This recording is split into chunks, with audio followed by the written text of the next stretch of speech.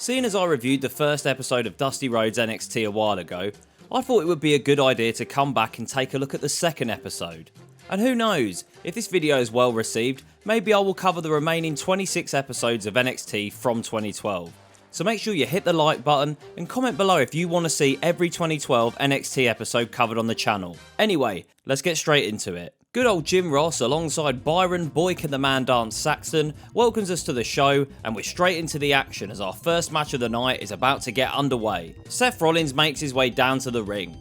Tonight he's taking on Jiro. There's some great back and forth between Rollins and Jiro to start off the match. Jiro hits a thunderous chop to the chest of Rollins. Seth asks for another one. He then ducks the third chop and delivers 3 of his own. Rollins catches Jiro with an enziguri, followed by a splash in the corner and then a blackout to win the match. Rollins headbangs in the corner to celebrate his victory. Dolph Ziggler's brother then says to Rollins, "Seth, you just made a huge impact here on NXT. What does that win feel like?" Seth says, "My name is Seth Rollins and I'm from Davenport, Iowa, and I came here to NXT to do what I do best. Rip the roots out of the ground, the clouds out of the sky, turn the place upside down and change the world." Some generic Indian music then plays and Jinder Mahal makes his way down to the ring for our next contest. Before the match, Jinder says, "NXT will be moulded in my vision. You all become subservient as you witness my reign of dominance." Kurt Angle's son Jason Jordan then makes his way down to the ring. Jordan gets his ass handed to him by Jinder Mahal from the outset of the match. Mahal goes to hit a knee drop, but Jordan avoids it. Could this be the turning point for Kurt Angle's son? No is the answer. Mahal avoids a dropkick from Jordan and then later hits a running knee. Mahal applies the camel clutch and Jordan taps out instantly. After speaking some Punjabi for a bit, Mahal says, "I will personally mould NXT in my vision, and you will all witness a new wave of dominance blowing through the entire WWE." Next we get a promo video for Leo Kruger. In the video, Leo says he's from Southern Africa and he has been gifted with all the attributes necessary to be on top in this business. Leo says he is an icon in Africa. He's treated like a god, and now I'm going to prove to the rest of the world that Leo Kruger is an icon. Leo makes his way to the ring as he is in action next against future vaudevillain and Rusev's MC, Aiden English. There are no surprises here, folks. Leo batters Aiden English and makes it look like easy work, eventually locking in a sleeper to make English tap and win the match.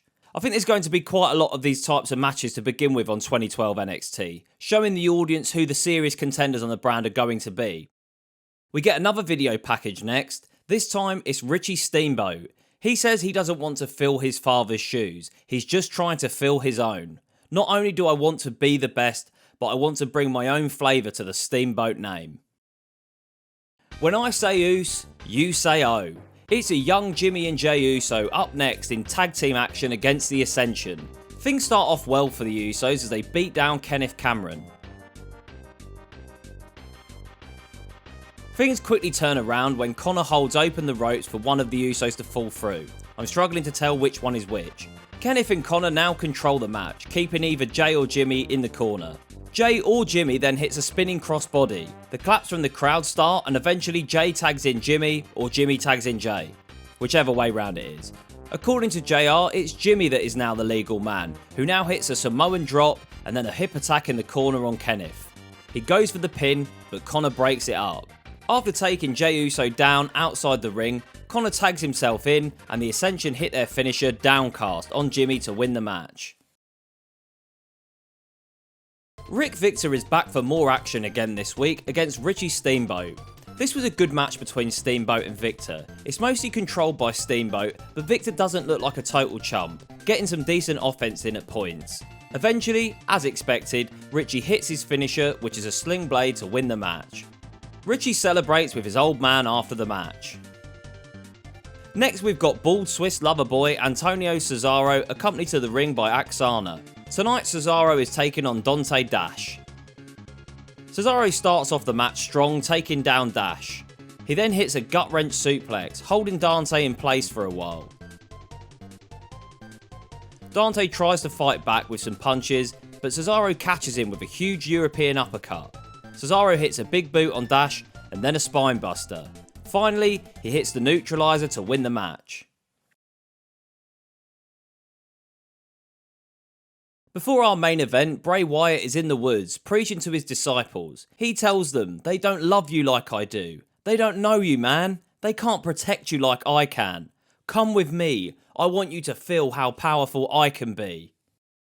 Main event time. Johnny Curtis slaps his ass. His trunks read, "Let's get weird," as he makes his way down to the ring. Johnny has managed to step out of his office, aka the toilet, to take on Derrick Bateman tonight. The bell rings and Johnny slaps Derrick and runs away. Johnny re-enters the ring, tries to hit a knee on Bateman and fails. Bateman now gets some revenge for Johnny's slaps and continues to control the match afterwards. Johnny manages to switch things around when he avoids Bateman's high knees in the corner. Curtis targets the left leg of Bateman and continues to work on it.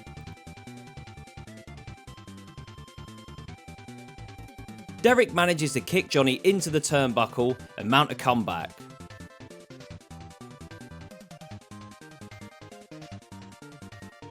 Before Johnny can hit a move on Bateman's injured knee, Bateman counters into his finisher and wins the match. This was an okay episode of NXT. There are a lot of squash matches where debuting superstars were being introduced. One other negative is I did find that they tried to fit an awful lot of matches and promos into a short 40-minute show. But those two criticisms aside, I think that this episode was still enjoyable for the most part. I'll give episode 2 of NXT a solid 3 out of 5 stars. Thanks again for watching, and I'll see you in the next one.